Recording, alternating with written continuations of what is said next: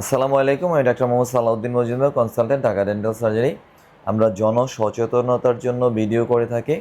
আপনার দাঁতের রোগ কেন হয় এবং কেন দাঁতের রোগগুলো জটিল হয়ে যায় এবং দাঁতের রোগগুলো প্রাথমিক পর্যায়ে আপনি কিভাবে চিকিৎসা করবেন এবং দাঁতের রোগগুলো জটিল যেন না হয় তার জন্য আপনার কি করণীয়, সেই বিষয়ে আমরা জনসচেতনের জন্য এই ভিডিওগুলো করে থাকি। আমাদের আজকের পেশেন্ট উনি আসছে বিক্রমপুর থেকে। এই যে দেখেন দাঁতের অবস্থা, ওনার এই যে মাড়িগুলা ডে বাই ডে নিচে নেমে যাচ্ছে, এই যে মাড়িগুলা নিচে নেমে যাচ্ছে, এই যে মাড়িগুলা নিচে অলরেডি এখানে ইনফেকশন হয়ে গেছে। তো এই রোগটার নাম হচ্ছে জিঞ্জিভাইটিস। জিঞ্জিভাইটিস রোগের কারণে মাড়িতে ইনফেকশন হয়, মাড়ি প্রদাহ হয়, ব্রাশ করতে গেলে রক্ত আসে, নর্মালি রক্ত আসে। তো এই রোগটা হওয়ার অন্যতম কারণ হচ্ছে এই যে আমার দাঁতে জমে থাকা ময়লা, খাদ্যকণা, ক্যালকুলাস। তো আমরা যদি এই ক্যালকুলাসগুলো প্রাথমিক অবস্থায় ক্লিন করে রাখি তাহলে আমাদের দাঁতের মাড়িগুলো নষ্ট হয় না, মাড়িতে ইনফেকশনও নেই, এই ধরনের ইনফেকশনও না। তা আপনারা যদি দাঁত ভালো রাখতে চান অবশ্যই একজন ভালো ডেন্টিস্টের চিকিৎসা এবং পরামর্শ নেবেন, তাহলে আপনি এই ধরনের রোগগুলো থেকে বাঁচতে পারেন। বছরে একবার ডাক্তারের পরামর্শ নেবেন, চিকিৎসা নেবেন, যার খরচ 1 থেকে 3 হাজার টাকার মধ্যেই সম্ভব। তাহলে আপনার এই রোগগুলো হবে না। অবশ্যই একজন ভালো ডেন্টিস্টের। এই যে দেখেন এখানে দাঁত ভাঙা, এই যে এখানে দাঁত ভাঙা, এটা ফেলে দিতে হবে। ও আসলে অনেক অবহেলা করে নিজের প্রতি, নিজের দাঁতের প্রতি। হ্যাঁ, দেন এই পাশে একটা দাঁত আছে বড় খারাপ কথা, এই পাশে 2টা দাঁত নষ্ট আছে। এই দাঁতটা আমি চিকিৎসা করে সুস্থ করে দেবো ইনশাল্লাহ, পেছনের দাঁতটাও চিকিৎসা করে সুস্থ করে দেবো, এগুলো আমি চিকিৎসা করে সুস্থ করে দিব। বাট এখানে একটা দাঁত যেটা ওনার ফেলে দিতে হবে, এই দাঁতটা ফেলে দিতে হবে। হ্যাঁ, আমরা একটা এক্সরে রিপোর্ট দেখছি, এক্সরে রিপোর্টের কারণে আমরা কনফার্ম হয়েছি যেটা ফেলে দিতে হবে। আর এই ধরনের দাঁতের মাড়ি যদি সুরক্ষিত রাখতে চান আপনি একজন অভিজ্ঞ ডেন্টিস্টের পরামর্শে বছরে একবার চিকিৎসা করবেন, যার খরচ 1 থেকে 3 হাজার টাকা। তো আমাদের ভিডিওগুলো ভালো লাগলে আপনারা দেখতে পারেন, অন্যদেরকে দেখার সুযোগ করে দিতে পারেন। আর আমাদের চ্যানেলটা আপনারা যদি দেখেন তাহলে দাঁতের বিভিন্ন সমস্যা এবং তার সমাধানগুলো সম্পর্কে জানতে পারবেন। তো সবাই ভালো থাকবেন, আমাদের জন্য দোয়া করুন, আমরা যেন আমাদের এই সেবাগুলো অব্যাহত রাখতে পারি। তো আমরা জানবো রোগীর আসলে বর্তমানে কি কি প্রবলেম আছে। ভাই বলুন তো আপনার কি কি প্রবলেম আছে বর্তমানে? দাঁত দিয়ে রক্ত বাইরে হয়। দাঁত দিয়ে রক্ত বের হয়, এটা কি ব্রাশ করলে বের হয় না এমনিও বের হয়? এমনি বের হয়। এমনিও বের হয়। ব্রাশ করতে পারেন হ্যাঁ, ব্রাশ করতে পারে কিন্তু কিন্তু প্রচুর রক্ত আসে। হ্যাঁ, রক্ত আসে। আর দাঁত ভাঙা, হালকা ব্যথা করে? হ্যাঁ, হালকা হালকা ব্যথা করে। ব্যথা করলে কি করো তুমি? ব্যথা করলে ব্যথার ওষুধ খাও? হ্যাঁ, হ্যাঁ, হ্যাঁ, ব্যথা করলে ও ব্যথার ওষুধ খায়। আমাদের দাঁত যদি ব্যথা করে আমরা কখনোই ব্যথার ওষুধ খাবো না। ব্যথার ওষুধ খেলে ব্যথাটা কমে যায় কিন্তু দাঁতটা তো নষ্ট হয়ে যায়। কথা বুঝছো নি? ব্যথা কমে গেলো, দাঁতটা কি গেলো? নষ্ট হয়ে গেলো। তাহলে আমি যদি দাঁতটা ভালো রাখতে চাই তাহলে ওষুধ খাবো না, ডাক্তারের কাছে গিয়ে দাঁতটা আগে ঠিক করবো। তাহলে আমাদের প্রথম কাজ কি?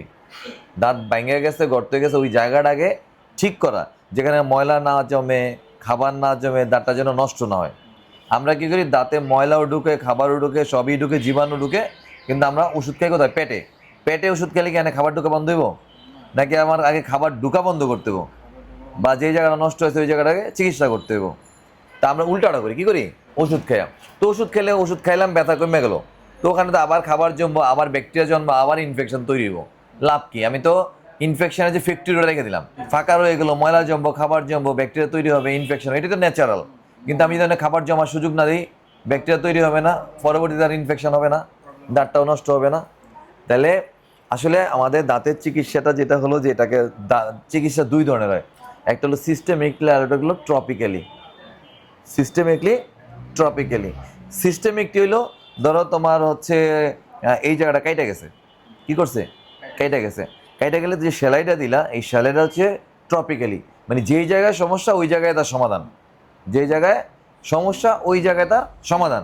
এই সমাধানে কি করলা? সেলাই দিলা।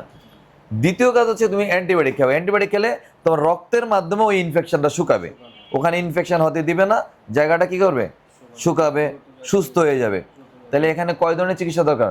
2 ধরনের। একটা হলো ট্রপিক্যালি, সিস্টেমিকলি, যেখানে সমস্যা সেখানে, প্লাস হচ্ছে সিস্টেমিকলি, যেন ব্লাডের মাধ্যমে আমার ওষুধটা কাজ করে, রক্তে ইনফেকশন না হয়।